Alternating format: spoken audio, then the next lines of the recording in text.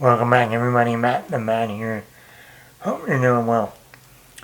So, we got a new movie out this week, Dune Part 2.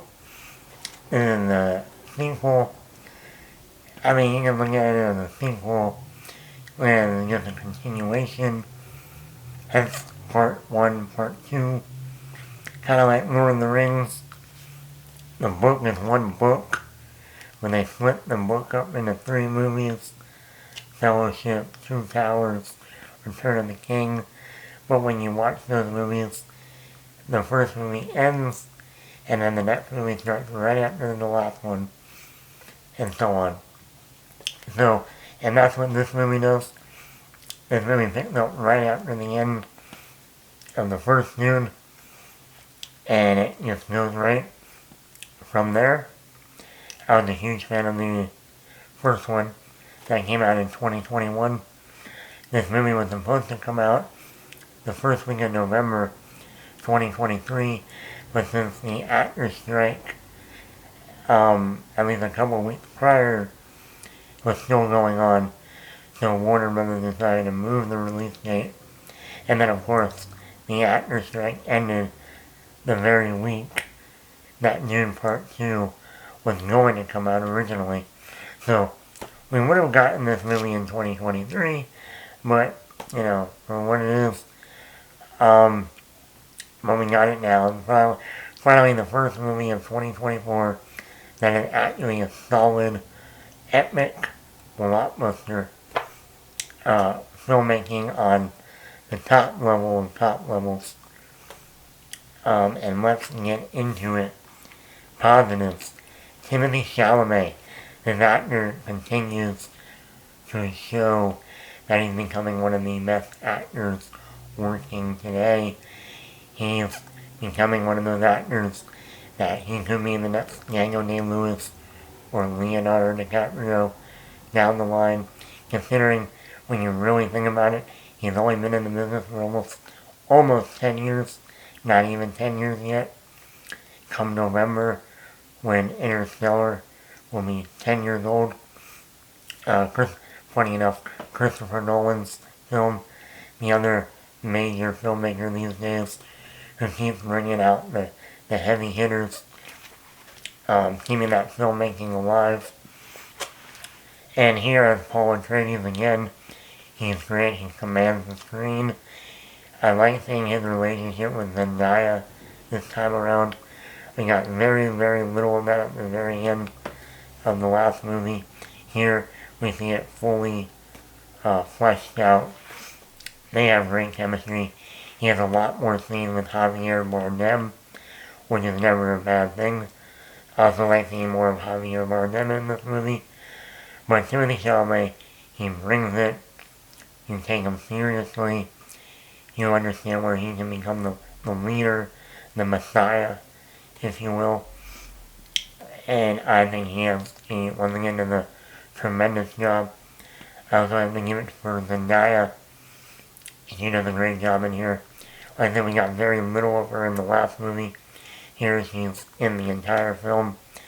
Her chemistry with Timothée Chalamet, great. We also see her struggle between, wanting to follow Paul Atreides, but also be with her people, and, make sure they're taken care of. I thought Zendaya did a great job. Austin Butler, the new guy, the new character, was it Thane Rafa Harkonnen?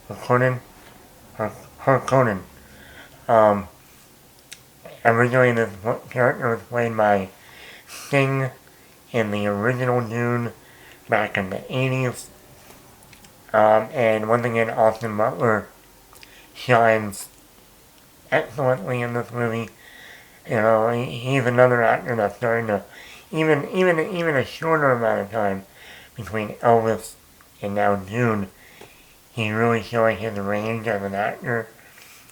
No, I mean, you might forget that this is the same actor that played Elvis, because he's just so immersive, so different, so just a badass.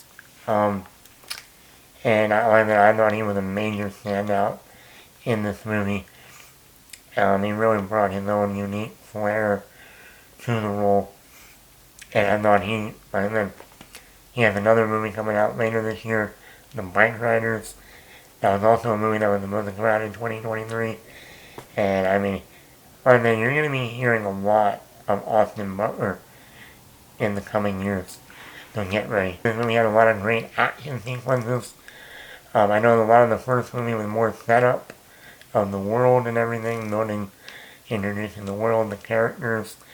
This movie does have a lot more action, whether it's with the sandworms, whether it's just the battle sequences near the end of the movie. There's a whole scene in an arena with Austin Butler. That was really cool. Reminded me of Gladiator. And we're going to get a new Gladiator later this year. Cinematography. What can you not say about the cinematography? Like the same cinematographer, Greg Fraser, who did the first Dune. He also did the cinematography on The Batman with Robert Pattinson's film. Every shot in this movie is beautiful. I'm like, what? And I didn't see this in IMAX. I saw it on a regular, but still very, very excellent quality screen. And I was just blown away by every shot. The score once again is great. Especially when we have Austin Butler in here. We have a unique score for him with the sandworms. And then of course the score that we saw that we heard in the original movie. Top notch. The sound design. The sound design in this movie is superb. Whether it's with the sandworm sequences, hear the sand, hear the wind, whether it's during the battle sequences, with all the machinery, or in the arena. The sound design in here is just amazing. They also expand the world in this movie. We got the introduction and everything in the first movie. Here they really expand the world. I think that also introduces new characters. Like I said, Austin Butler. We get more of Javier Bardem. We get more of Zendaya. We get the Emperor in this movie, played by Christopher Walken.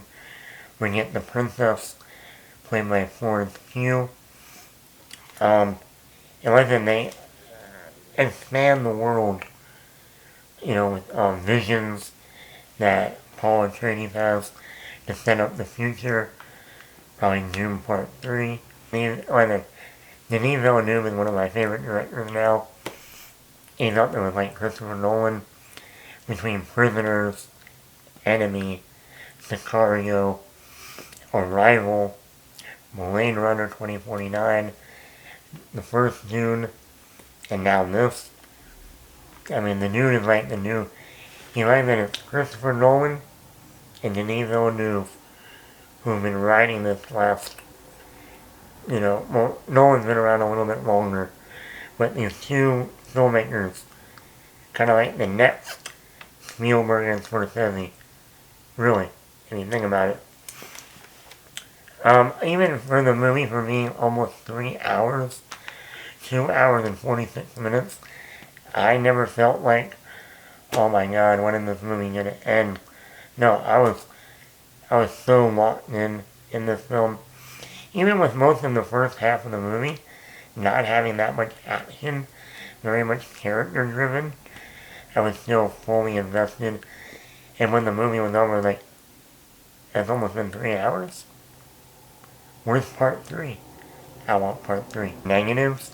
You have some minor negatives. Number one, we get Christopher Walken in here, but he's not in it that much. I was hoping for more of the Emperor. Maybe he'll be more of a focus in the third part, but I didn't think he was that big of a role. I wanted more of him. Also, there's not that much. Listen, so many of these characters have a certain look, and you don't really recognize them at first when you see them. Christopher Walken is just Christopher Walken. You know what I mean? And maybe with this being like a sci-fi fantasy type of film, maybe a little bit more makeup, a little bit, some sort of character design, I don't know.